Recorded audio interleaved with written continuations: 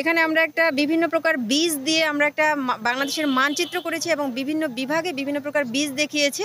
আসলে এটা মূলত হচ্ছে যে বিভাগে যে ফসলটা বেশি উৎপন্ন হয় সেটা মূলত প্রতিনিধিত্ব করে। এছাড়া আমাদের স্টলে আমরা উপজেলার যে কৃষি বিষয়ক পরিসংখ্যান সেগুলো দেখিয়েছি, আমাদের বিভিন্ন যে কার্যক্রমগুলো কৃষি অফিসের সেগুলো দেখিয়েছি এবং আমাদের বাংলাদেশে বিভিন্ন ফসলের সারা বিশ্বে যে অবস্থান সেটা আমরা তুলে ধরেছি। পাশাপাশি আমাদের বর্তমানে যে কৃষিতে সাফল্য সেটা আমরা তুলে ধরেছি।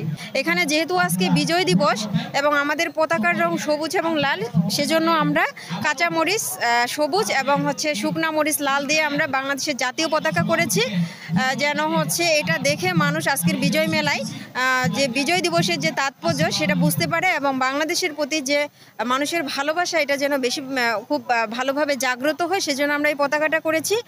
আজকের বিজয় দিবস এবং বিজয় মেলা 2024 সবাইকে বিজয় দিবসের শুভেচ্ছা। উপজেলা প্রশাসন কর্তৃক আয়োজিত আজকের বিজয় মেলায় আমাদের উপজেলা কৃষি অফিস থেকে যে স্টলটি দেয়া হয়েছে, এখানে আমরা সর্বপ্রথমে ছাদ কৃষি দেখিয়েছি, যেখানে বর্তমান সময়ে ছাদ কৃষি খুব একটি গুরুত্বপূর্ণ বিষয়, যেহেতু বেশিরভাগ মানুষ এখন বিল্ডিং গড়ে তুলতেছে, যার কারণে ছাদ কৃষিটা আমাদের কৃষিতে অনেক অবদান রাখছে।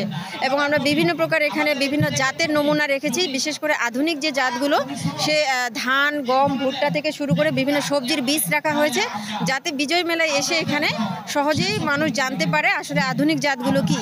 আধুনিক জাত সম্প্রসারণের জন্য আমরা এখানে জাতগুলো রেখেছি। তারপরে আমরা মাশরুম রেখেছি আকারে, যেহেতু ওয়েস্টার বা ঝিনুক মাশরুম নামে মাশরুম উৎপাদন হচ্ছে এবং এই মাশরুমে আমাদের শরীরের যে পুষ্টি উপাদান এটা সম্পর্কে যেন মানুষ জানতে পারে, এজন্য আমরা মাশরুম রেখেছি। আজকের আমাদের উপজেলা প্রশাসন কর্তৃক আয়োজিত বিজয় মেলার বিভিন্ন স্টল ঘুরে দেখার সময় আমি কৃষি বিভাগের যে স্টল আছে সেটাতে এসে আমি আসলেই অভিভূত।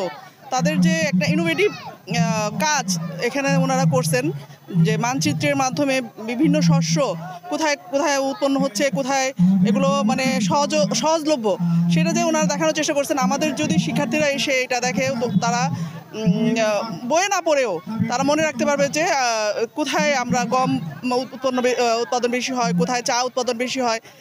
একটা কথা আছে যে যা আমরা শুনি তার চেয়ে যা আমরা দেখি সেটা আমরা বেশি মনে রাখতে পারি।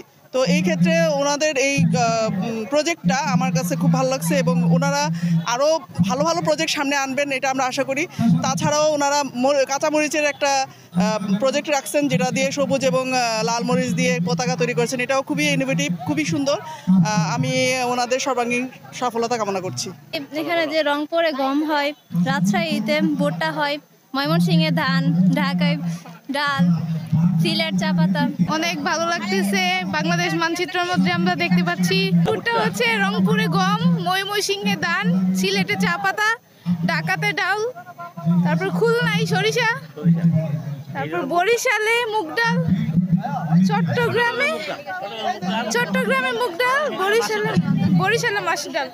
হ্যাঁ, কৃষি বিভাগের আজকের যে মেলায় যে উপস্থাপনা আমার কাছে অত্যন্ত ভালো লেগেছে।